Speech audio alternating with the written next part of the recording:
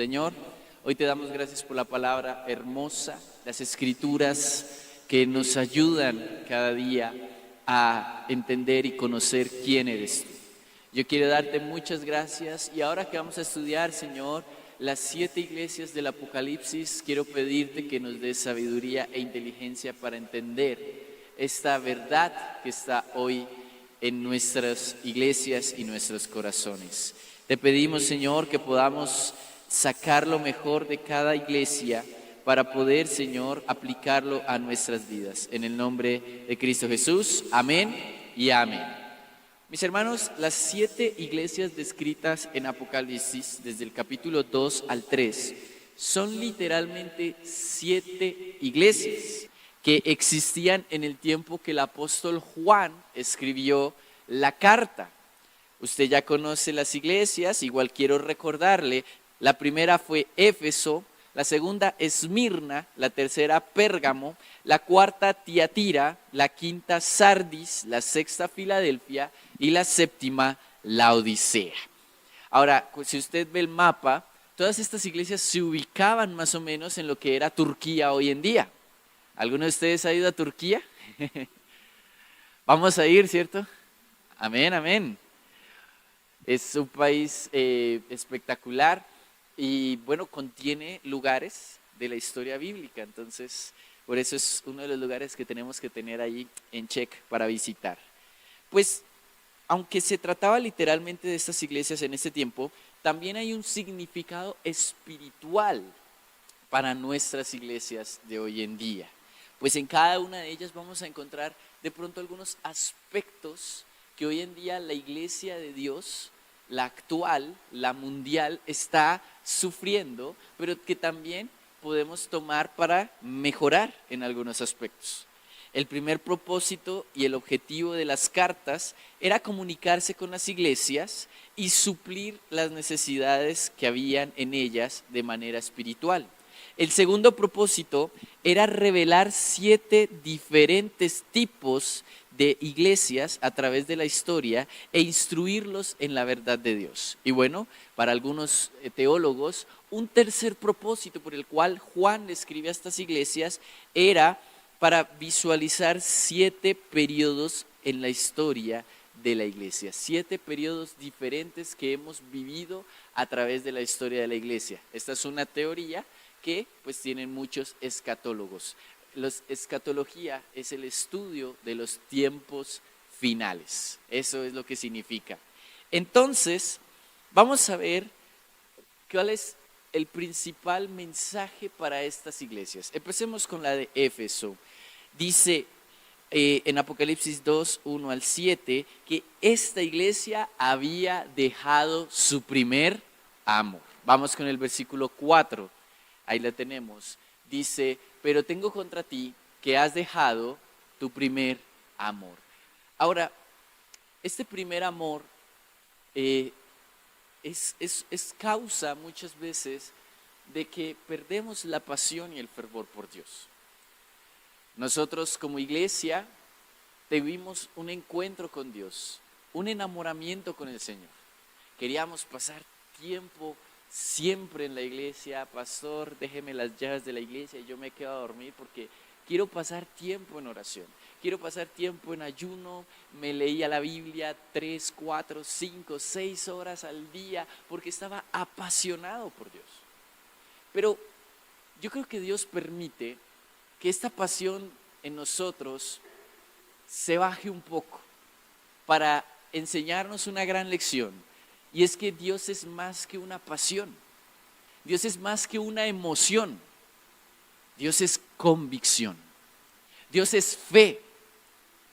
Y créame, hermano, que muchas veces en la época de su vida, en las diferentes épocas de su vida, usted no va a tener pasión, no va a tener emoción, no va a querer leer la Biblia, no va a querer orar. ¿Qué hacemos entonces en ese momento? Hay algo que tiene que superar nuestras emociones y pasiones por Dios, y es convicción. De pronto en algún momento de escasez, usted ve la nevera vacía, usted dice, ¿y mañana qué voy a comer? Sus emociones es miedo, susto, temor. más si tiene hijos. Pero la convicción que dice, el Señor proveerá.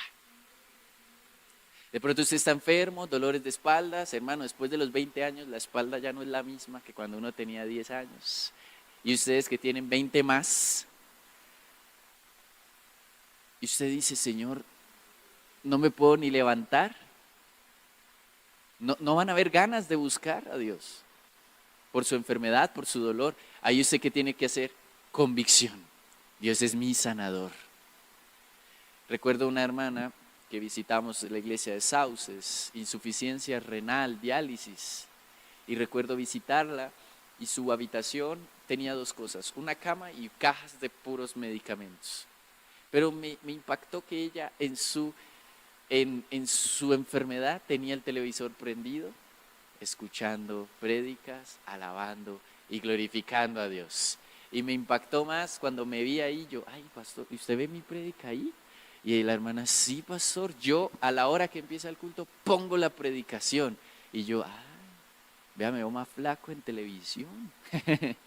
Pero me gustó esa pasión, esa convicción, que aunque ella tenía muchas razones para decir, prefiero quedarme dormida mientras me recupero o mientras algo pasa, porque no sabíamos si se iba a sanar o era el motivo por el cual Dios la iba a llamar a su presencia. Gloria a Dios, el Señor la sanó, pero ella tenía muchas razones para no tener una pasión y una emoción, pero a pesar de eso ella decía, pastor, aunque me cuesta, me duele, pongo mi almohada, recuesto mi cabeza, pongo el televisor y escucho palabra de Dios. Una mujer que había madurado en la fe porque había pasado de una simple emoción a una convicción. Entonces, cuando un cristiano pierde la pasión por sus emociones, deja de buscar a Dios porque ya no lo siente, porque ya no quiere, porque ya no tiene fuerzas físicas y dice y tiene excusas, pues perdió su primer amor. Pero cuando un cristiano dice, aunque me cuesta, aunque de pronto es difícil, pastor puso la oración a las 4 de la mañana, pero igual lo voy a buscar, voy a poner aunque sea el televisor, estoy en el hospital, pero voy a seguir leyendo la Biblia, voy a seguir estudiando. Entonces es una persona que tiene la pasión avivada y es una persona que ha pasado de emociones, de sentimientos a convicciones. Entonces, esto también es peligroso porque en otra traducción dice, tengo contra ustedes que han dejado su primer amor y ya no se aman unos a otros. El perder nuestra pasión por Dios y convicción por Dios hace que perdamos el amor por nuestro prójimo. Esto a nosotros los ministros nos puede suceder mucho también, los que estamos aquí en la iglesia. Otra vez servir, otra vez el hermanito con el problema, otra vez la hermanita con el problema, otra vez el matrimonio que está emproblemado. Pero cuando nosotros tenemos convicción, decimos, Señor, aunque tengan el mismo problema, tú eres la solución. Segunda iglesia, Esmirna. Estamos haciendo un barrido rápido porque si lo hacemos a profundidad, pues el ayuno se extiende a vigilia y de vigilia se extiende también a ¿cómo se dice? Cuando uno amanece, a arbolada, ¿es que es? Velada, y luego se vuelve a extender la otra vigilia de mañana y no creo que ustedes quieran perderse el partido de Colombia. Entonces. Segundo, Esmirna. Una iglesia que estaba sufriendo persecución. Una iglesia que estaba siendo perseguida, como lo vemos en el 2:10, dice de la siguiente manera, no tengas miedo de lo que estás a punto de sufrir. El diablo meterá a algunos de ustedes en la cárcel para ponerlos a prueba y sufrirán por 10 días, pero si permanecen fiel, incluso cuando te enfrentes a la muerte, te daré corona de vida. El Señor Jesucristo a través de Juan nos invita a luchar por una causa.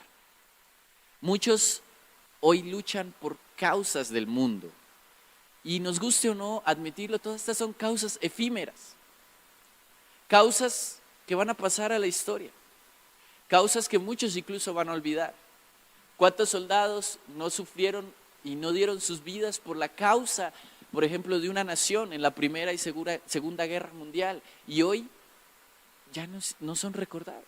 De pronto algunos generales, uno que otro soldado que hizo alguna hazaña, medio lo recordamos, pero ¿cuántas personas no han dado sus vidas por una causa efímera que hoy en día ni siquiera ya son recordados? Pero Cristo hoy nos está invitando a luchar por una causa que no es del mundo, sino una causa eterna. Y es la causa del Evangelio. Vamos a sufrir persecución, ya la estamos sufriendo.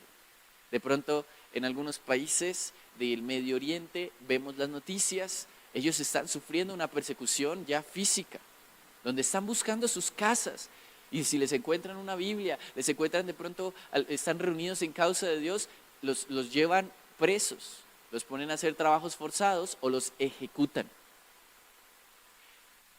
¿Cómo es la persecución de hoy en día nosotros en países donde tenemos libertad religiosa? Bueno, psicológica. Nos insultan, nos dicen retrógradas, dinosaurios, cavernícolas, por pensar en que la Biblia tiene la palabra de Dios. Hace unos meses subí un video con Isabot, donde motivábamos a los jóvenes a mantenerse puros hasta llegar al matrimonio. Nosotros nos hemos guardado hasta el matrimonio. Y cuando subimos este video, no esperábamos que fuera tan viral y muchas personas empezaron a comentar y a escribir, algunos apoyándonos, diciendo bravo, pero otros nos insultaban. Nos decían, pero ¿cómo son tan retrógradas? ¿Cómo se van a entender en el matrimonio si no tienen sexo ahorita? Están envanecidos, la iglesia les tiene vendados los ojos.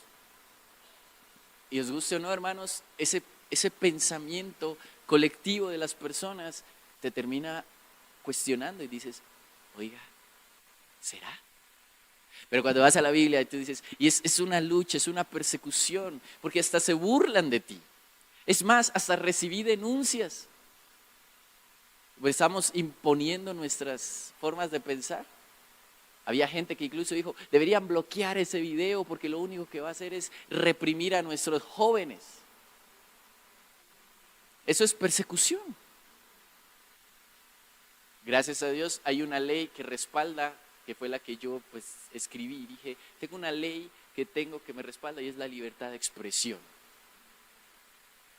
Pero esa ley, créame que el día de mañana se va a perder, ya se está perdiendo. Estamos en una cultura de censura. Usted dice, hermano, hoy usted se puede parar, y lo hablábamos el domingo, usted se puede hoy parar y hablar del Evangelio de Cristo, lo van a censurar. Van a buscar la manera de censurarlo. Hay personas que se pueden burlar de nuestro Señor Jesucristo en televisión, en las películas, en Hollywood. Se burlan de Dios y no pasa nada. Pero usted diga, Cristo es la salvación, arrepiéntanse porque viene el juicio, ahí sí, censura. Es un mensaje que incita al odio. Esa es una nueva persecución que hoy en día estamos sufriendo como cristianos. Y yo creo, esto es algo personal, que el día de mañana eso va a hacer que muchos de nosotros estemos en la prisión por causa de Cristo. Y ese día allí le diré a los hermanos, oye, te hablo desde la prisión. Pero qué privilegio, como dice acá, por causa de Cristo, ser perseguidos. Porque aún si nos enfrentamos a la muerte, nuestra causa no es efímera, es decir, no se va a quedar aquí. Moriremos por causa de Cristo, pero en el cielo tendremos un reconocimiento, una corona de vida. Llegaremos ante el Señor Jesucristo y Él nos dirá, cree, has llegado por causa del Evangelio. Has llegado por causa, moriste predicando el Evangelio. Toma tu corona de vida.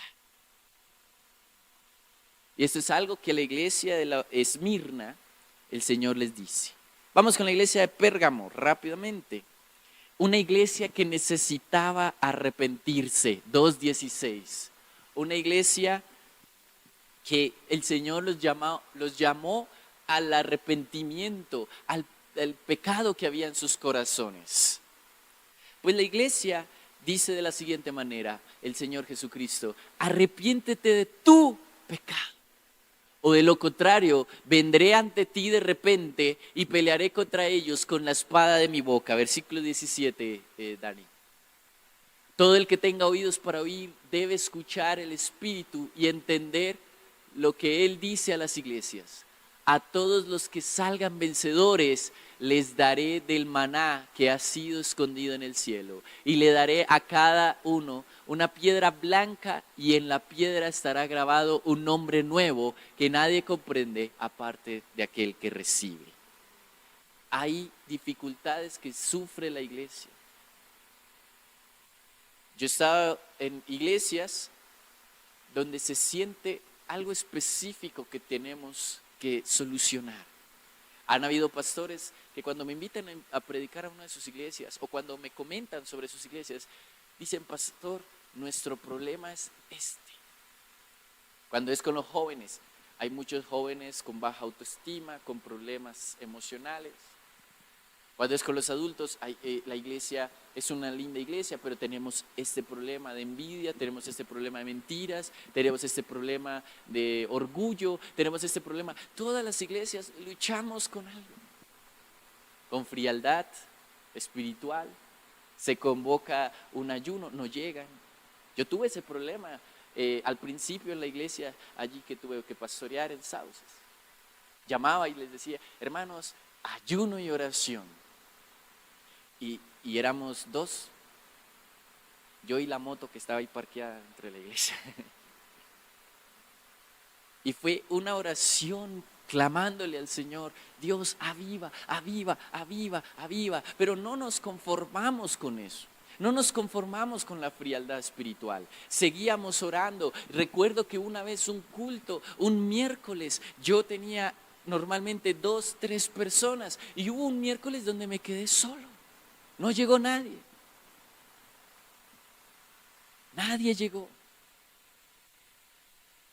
Yo oraba yo solo ahí, miraba la puerta, no llegaba nadie. Yo esperando que aunque sea una persona tocara el timbre, y no llegó nadie. Me frustré. Dije: ¿será por lo joven? ¿Será que aún no tengo esa influencia? Y en la oración Dios me dijo: sigue orando, sigue orando, sigue orando. Así seas tú, aquí estoy yo. Y oraba y oraba. El siguiente miércoles 2 personas. El siguiente miércoles 2 personas. Y el siguiente miércoles 2 personas. Luego de los meses ya no éramos 2, éramos 4, éramos 5, pero orábamos, clamábamos y le decía: Señor, rompe la frialdad espiritual de esta iglesia. Porque es un pecado que hay en nuestra iglesia. Cuando me regresé aquí a Suba, los miércoles 15 personas. Y le dije al pastor Rubén: pastor, siga orando para que se rompa toda frialdad. Me la agarró. Fui a visitar un miércoles hace poquito. Yo grabo música cerca de la iglesia de Sauces, entonces aproveché y di el paso, y cuando llegué, 23 personas. Se rompió ese pecado.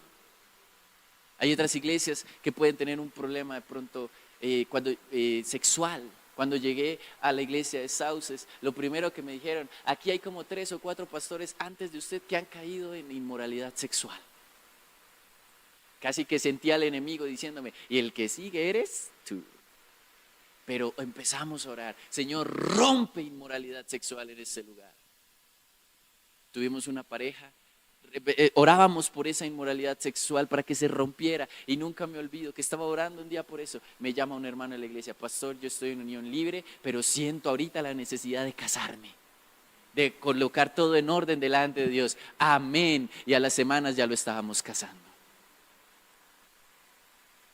Empezamos a orar por eso. Muchos hermanos dijo: pastor, rompo relaciones con esta persona porque esto no está agradando a Dios. Se rompió la inmoralidad sexual. Y eso es algo que tenemos que hacer, orar por arrepentimiento. No hay que conformarnos. Es que esta iglesia sí, no, es fría, pero bueno, ahí medio va avanzando, ahí vamos. No. Hay que romper con todo lo que no le agrada a Dios. Por eso orábamos esta mañana cuando empezábamos, por santidad. Porque la santidad nos lleva a sentirnos incómodos con el pecado. Les hago un adelanto, la prédica de mañana que habla sobre redescubrir el Evangelio, nuevamente tener el Evangelio en nuestro pensamiento. Mientras la preparaba en mi corazón, me sentía incómodo porque yo decía, hay cosas, Señor, que aún hay que mejorar, hay cosas que aún tengo que arrepentirme. Y le decía al Señor en ese momento, mientras preparaba el mensaje, Señor, me arrepiento. Porque anhelar la santidad nos lleva a sentirnos incómodos con el pecado. Y no sé ustedes, pero yo soy de los que hasta que no esté cómodo, no descanso. Entonces cuando yo me voy a acostar a dormir y empiezo no está, le doy la vuelta a la almohada tampoco, pero hasta que no me siento cómodo, ya cuando encuentro el punto cómodo, yo digo, por fin suena la alarma, yo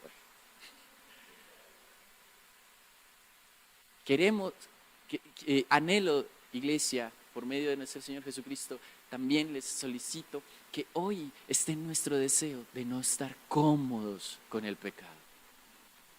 Ojo, no estoy diciendo que no estoy diciendo que seamos 100% perfectos, no, porque pues vamos a tener situaciones difíciles, donde nuestra fe tiene que ser probada. Nos vamos a equivocar, pero cuando nos equivoquemos, no se sienta cómodo con el pecado. No como unas enseñanzas solo, es que yo soy así. No. No se sienta cómodo. Si hay algo que corregir, corrijámoslo. La iglesia de Tiatira, número 4, la iglesia que tenía ídolos y una falsa profetisa. Capítulo 2, versículo 20, pongámoslo ahí, Dani. Una iglesia dice, pero tengo una queja contra ti, permites que esa mujer, esa Jezabel, espíritu de Jezabel, una mujer irreverente, una mujer dañina, así como en la Biblia encontramos mujeres que edificaron sus vidas, que son de ejemplo para nosotros hoy en día, Esther, Ruth, Débora, María, la madre de Jesús, María Magdalena, Marta. También hay mujeres que dañaron y Jezabel fue una de ellas, que se llama a sí misma profetiza. Lleve a mis siervos por mal camino. Ella les enseña a cometer pecado sexual y a cometer alimentos ofrecidos a los ídolos. Hermano, hoy en la iglesia, en las congregaciones se han levantado falsos profetas, falsas profetizas. En la semana yo no soy de hablar, usted nunca me va a escuchar hablar aquí en nombres propios de hombres y mujeres, que yo sé que son falsos maestros por ética pastoral. En la semana veía un video que me llegó, me lo mandaron, de una falsa profetisa, que decía, Dios en oración me dijo que me divorciara. ¿Qué es eso? Eso es una falsa enseñanza. Esa es una falsa enseñanza. No vas a encontrar en toda la Biblia, desde Génesis hasta Apocalipsis, donde diga que Dios llama a alguna persona a divorciarse. Jamás. Jamás vas a encontrar eso. Nunca lo vas a encontrar. Hubo una vez también un pastor por allá, en un lugar de La Mancha, que se separó de su esposa. Ok, bueno. Se separó y se recasó. Pero lo que más no nos entró en la cabeza es cuando dijo, es que Dios dijo que esa no era la mujer para mí, sino esta otra. Y yo dije, ¿y no podía ser una también de 40 años? ¿Por qué tenía que ser una de 19 años? Mente. Falsas enseñanzas, falsas profecías. Es que Dios me dijo, cuidado. Hablábamos de no tomar el nombre de Dios en vano. Yo pregunto, cuando vayamos a decir Dios me dijo, tenemos que estar muy, muy seguros de lo que vamos a decir y que esté alineado con las Escrituras. Eso de Dios me dijo tiene que ser, esa es una frase cuidadosa, porque si hacemos algo incorrecto, si yo digo, hermanos, es que Dios me dijo que ustedes tienen que regalarme hoy unos zapatos nuevos y de Bossi, por favor. Y si eso no está en la Biblia y no es la voluntad de Dios, estoy quebrantando un mandamiento que es tomar el nombre de Dios en vano. Y dice la palabra de Dios en Éxodo 20, y no tomará Dios por inocente al que tome en vano su nombre. Por eso cuidado. Yo a veces he tenido momentos donde veo a una persona y digo, tengo una palabra que darle a esa persona, siento algo de Dios, pero antes de eso tiemblo y digo, Señor, por favor, confírmame. Y si no estoy seguro, prefiero no hacerlo.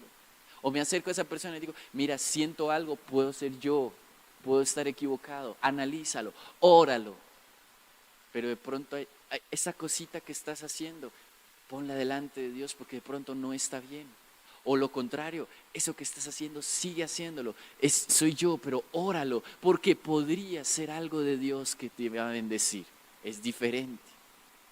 Es diferente. No quiero llegar al cielo y que Dios me diga, usaste mi nombre para hacer cosas que no eran correctas. Delicado. Delicadísimo. Así que mis hermanos, cuidado con las enseñanzas falsas. Algo que yo agradezco y lo que estamos trabajando en la iglesia es cuidar la sana doctrina. Me encanta y algo que me siento cómodo como la iglesia que pertenezco, tanto esta iglesia como la denominación wesleyana, es que hay un celo por cuidar la sana doctrina. La iglesia de Sardis, la iglesia que se había quedado dormida, ciega, 3.2, Dani, capítulo 3.2, gracias, nos habla de una iglesia, dice, despierta, fortalece lo poco que te queda, porque hasta lo que queda está a punto de morir. Veo que tus acciones no cumplen con los requisitos de mi Dios. Saltémonos rápidamente al 6, la iglesia que se duerme. Todo el que tenga oídos para oír, oiga. Por oír debe escuchar el Espíritu y entender lo que dice a las 7 iglesias. Una iglesia que debe despertar. De pronto se quedó muy quieta. Una iglesia que se quedó muy tranquila.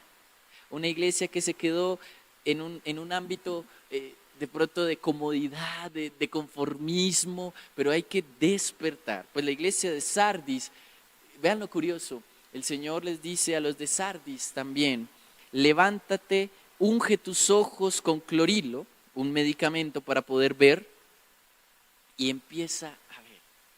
Una iglesia que tiene las capacidades, porque la región de Sardis, una región que tenía avances medicinales muy interesantes, y aunque tenía las herramientas, no las aprovechó, o bueno, no las estaba aprovechando.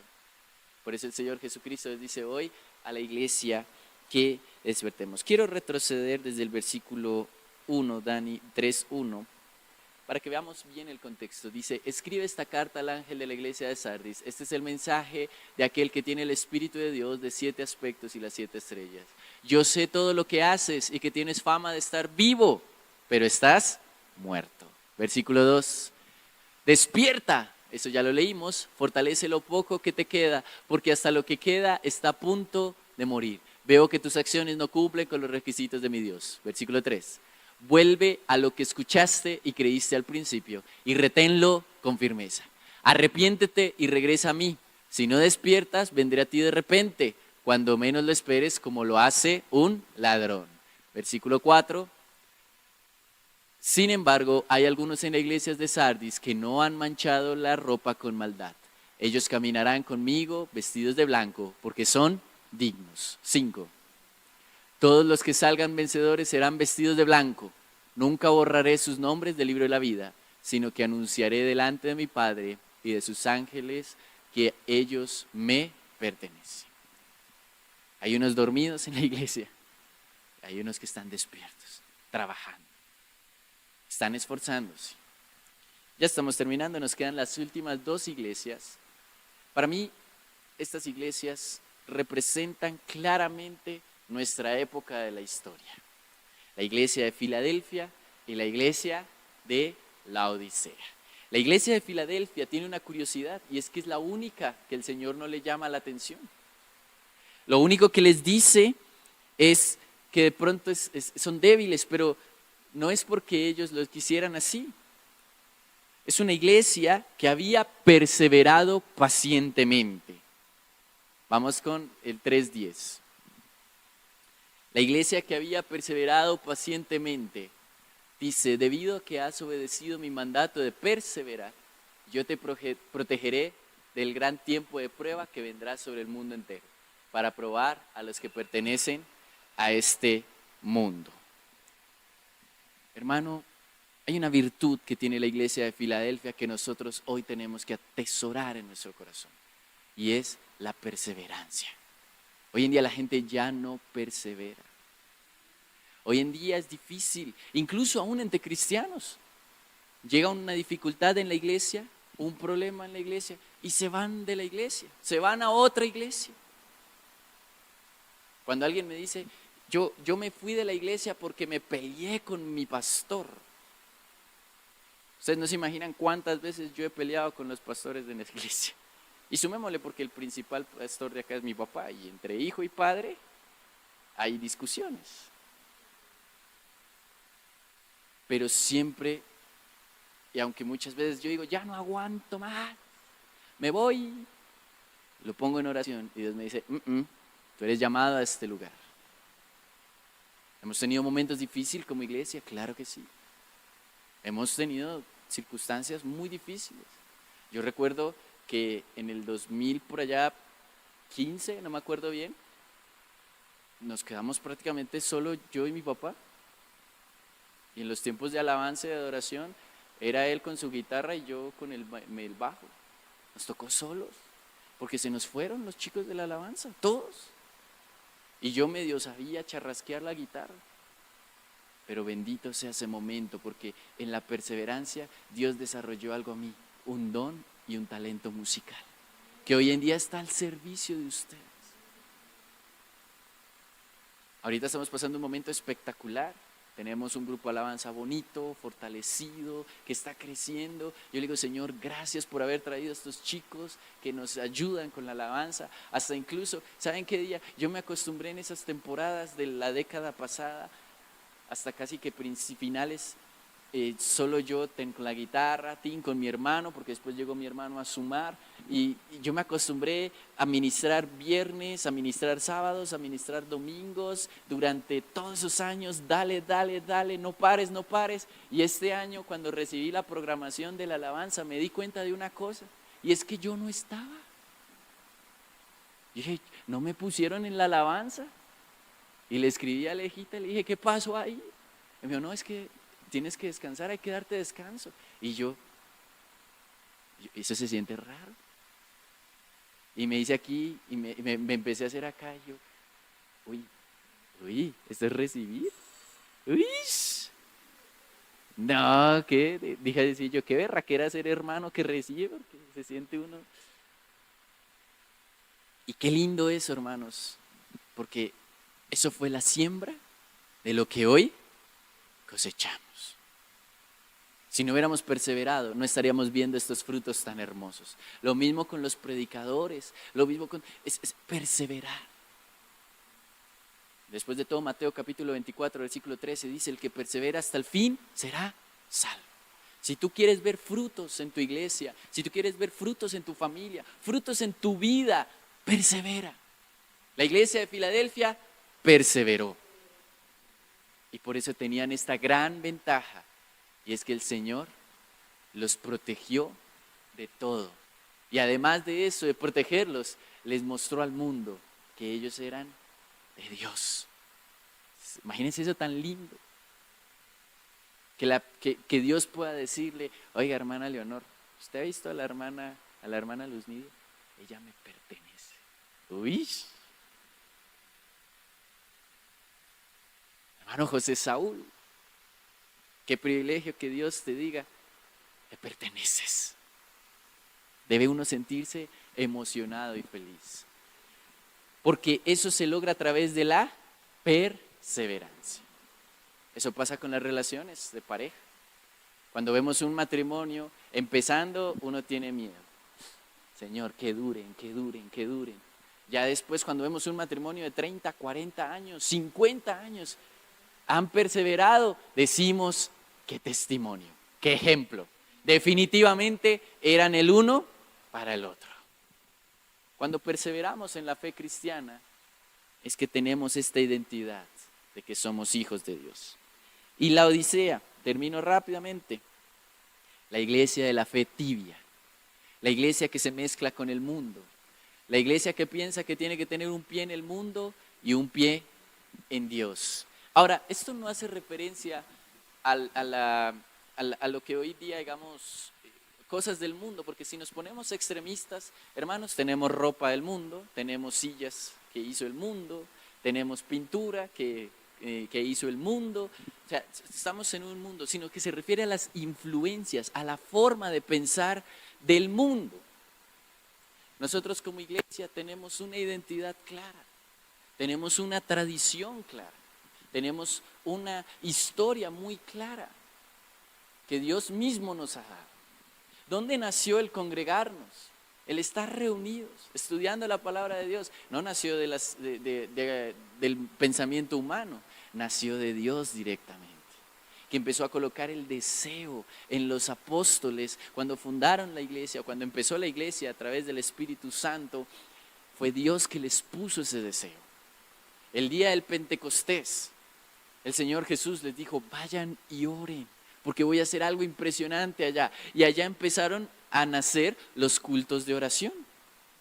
No fue un invento del hombre, no fue un invento de una persona, no. Y ellos orando recibieron al Espíritu Santo. Después dice que la iglesia crecía estando juntos en comunión, en oración y también orando, clamando y estudiando las Escrituras. Tenemos una identidad clara que nos debe diferenciar del mundo. Tenemos un semblante diferente. No sé si a ustedes les ha pasado, cuando una persona antes de Cristo y después de Cristo tiene un semblante, hasta el semblante le cambia. Porque tenemos una identidad, tenemos algo que nos caracteriza, que nos diferencia del mundo. Y eso es lo que muchas veces nos critican, pero también es lo que muchas personas anhelan. Quieren ese semblante. Apocalipsis 3:14 dice, y escribe la carta al ángel de la iglesia de la Odisea. Este es el mensaje de aquel que es amén, el testigo y verdadero, el principio de la nueva creación de Dios. Amén. Siguiente versículo. Yo sé todo lo que haces, que no eres ni frío ni caliente. ¿Cómo quisieras que fueras lo uno o lo otro? Versículo 16. Pero ya que eres tibio, ni frío ni caliente, te escupiré de mi boca. La traducción de Reina Valera dice, te vomitaré de mi boca. Versículo 17. Porque tú dices, yo soy rico y me he enriquecido y de ninguna cosa tengo necesidad, y no sabes que tú eres un desaventurado, miserable, pobre, ciego y desnudo. Versículo 18. Por lo tanto te aconsejo que de mí compres oro refinado en fuego, para que seas rico, y vestiduras blancas para vestirte, y que no se descubra la vergüenza de tu desnudez, y unge tus ojos con cloririo para que veas. Mis hermanos, como iglesia no tenemos que estar buscando nada de los pensamientos y las influencias del mundo. Pastor, ¿cómo se les predica el evangelio a los hombres? Como el Señor Jesucristo nos lo enseñó, con la palabra de Dios. Pastor, ¿cómo le predicamos a las mujeres? Con la palabra de Dios. Pastor, ¿cómo les predicamos a los niños? Con la palabra de Dios. Pastor, ¿cómo le predicamos a los adolescentes? Con la palabra de Dios. Pastor, ¿cómo le predicamos a los jóvenes? Con la palabra de Dios. ¿Cómo le predicamos al homosexual? Con la palabra de Dios. ¿Cómo le predicamos a la lesbiana, al trans? Con la palabra de Dios. Las formas, tenemos diferentes formas. Tenemos diferentes estilos, pero la esencia, la influencia es nuestro Señor Jesucristo. No hay más. es que tengo que pensar allá lo que está haciendo el mundo para yo también hacerlo. No es necesario. Tengo que pensar como el mundo para atraer al mundo. No, no es necesario. Con la palabra de Dios es suficiente. Cristo es suficiente. Termino con esto. Cuando llegué a la iglesia de Sauces, empecé a buscar estrategias para el crecimiento de la iglesia. ¿Cómo podemos crecer como iglesia? Y hay muchas estrategias, muchas muy lindas, hay muchas muy buenas, que mantienen la organización de la iglesia. Pero el Espíritu Santo claramente habló a mi corazón. Dijo, solo haz una cosa, predica de Cristo, no más. No más. Sea duro o sea suave, predica de Cristo. Y predicar de Cristo en la iglesia de Sauces muchas veces fue duro para algunos hermanos, fue bálsamo para otros, pero siempre decía el Señor, predicar de Cristo.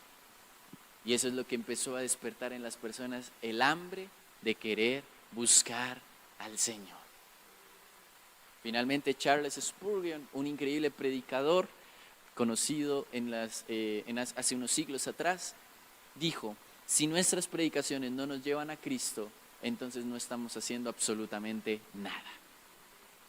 Palabrería de hombres y filosofías huecas es, pero cuando hablamos de Cristo, las personas encontrarán el Evangelio. Mis hermanos, hoy les quiero invitar a que de todas estas barridas de las iglesias que vimos, podamos en nuestro pensamiento tener en cuenta lo bueno que aprendimos. Y si hay alguna cosa, si nos identificamos con alguna iglesia, algún problema, ponerlo delante de Dios. Porque Cristo no solamente nos va a mostrar la dificultad que hay en nuestro corazón, sino también la solución. Así que oremos y pidámosle a Dios por su solución para nuestras vidas. Señor Jesucristo, hoy oramos delante de ti para estar, Señor, hoy limpios delante de ti. Nos arrepentimos de todo mal y peligro que hayamos cometido en nuestras vidas, Señor. Tal vez hemos sido como la iglesia de Éfeso, nos hemos basado más sobre sentimientos y emociones y hemos perdido el primer amor y el amor hacia los otros por la frialdad de nuestros corazones, por las excusas, por los problemas, entre comillas, Señor, que tenemos a veces. Padre, de pronto como la iglesia de Esmirna, sufrimos persecución y esa persecución nos tiene asustados. Yo mejor digo que no creo en Dios porque me da miedo que me persigan. Pero ayúdanos a tener, Señor, esa causa clara, la causa por el Evangelio. Y así tengamos que ir presos o aún incluso morir por la causa del Evangelio. Danos la fuerza para hacerlo, Señor. Danos la fuerza para persistir hasta el final, Señor. Hoy nos arrepentimos. Tal vez como Pérgamo hemos permitido que el pecado entre a nuestras vidas y nos hemos conformado con ese pecado. En esta iglesia de pronto hay un pecado de orgullo, hay un pecado de envidia, hay un pecado de mentiras, hay pecados sexuales, hay pecados, Señor, de todo tipo. Pues hoy nos arrepentimos y no nos conformamos, Señor, sino que por el contrario nos arrepentimos y lava, Señor, esta iglesia. Volvemos a desatar una palabra de santidad sobre esta iglesia, Señor. Que los niños, jóvenes, adultos y ancianos no se sientan cómodos con el pecado.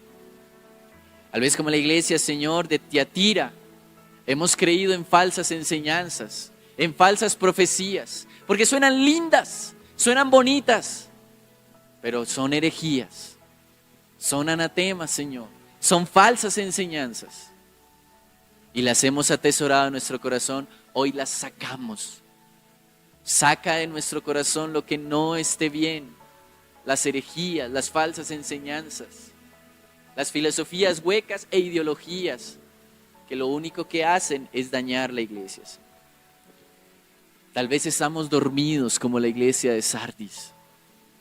Tal vez estamos, Señor, en ese momento algunos están despiertos, pero otros están quietos y se están quedando dormidos. Te pido que nos despiertes. Sacúdenos, Señor. Ayúdanos a perseverar como la iglesia de Filadelfia, Señor. Que aunque vengan las tormentas difíciles, las circunstancias difíciles, sigamos perseverando en el nombre de Jesús. Y hoy te pido, Señor, como la iglesia de la Odisea, que no seamos tibios. Queremos estar de llenos contigo. Finalmente, Apocalipsis 3:20 nos hace una invitación a la iglesia. El Señor está a la puerta, tocando. Abrámosle la puerta a nuestro corazón. Que Él cene con nosotros y se quede.